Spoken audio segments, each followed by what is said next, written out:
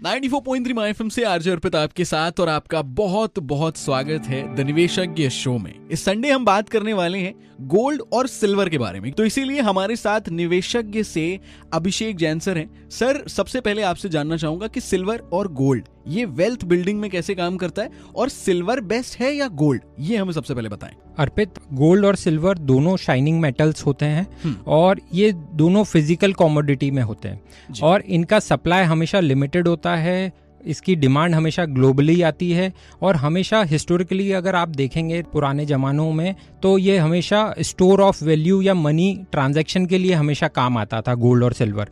आज भी इसको सेंट्रल बैंक्स भी स्टोर करते हैं और इंडिविजुअल्स भी अपने पास स्टोर करते हैं। रियल एस्टेट का रेंटल बिजनेस जो अपने को कैश फ्लो इनकम देता है, गोल्ड और सिल्वर में जो प्राइस एप्रिसिएशन होता है उससे रिटर्न्स मिलता है और ये बेसिकली रिटर्न आता है 3-4 चीज़ों की वजह से। बेसिकली इन्फ्लेशन की वजह से इसमें तेजी आती है, करेंसी अगर वीक होती है इंडिया की तो उसकी वजह से तेजी आती है और ग्लोबली अगर कोई फियर का सेंटिमेंट होता है, डर का माहौल होता है तो इसमें तेजी आती है। आपने जो पूछा था कि इसको वेल्थ बिल्डिंग में आप कैसे देखते हैं, पोर्टफोलियो में बहुत इंपॉर्टेंट पार्ट प्ले करता है।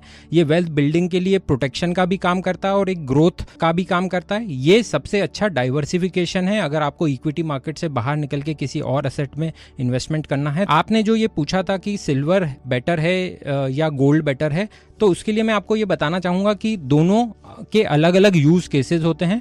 गोल्ड एक नॉन नेगोशिएबल इंस्ट्रूमेंट है जो हर किसी के पोर्टफोलियो में होना ही चाहिए। ये नेगेटिवली कोरिलेटेड होता है स्टॉक मार्केट से। जब स्टॉक मार्केट गिरता है तो गोल्ड हमेशा बढ़ता है, तो ये आपके पोर्टफोलियो को एक हेज मतलब डाउनसाइड प्रोटेक्शन देता है।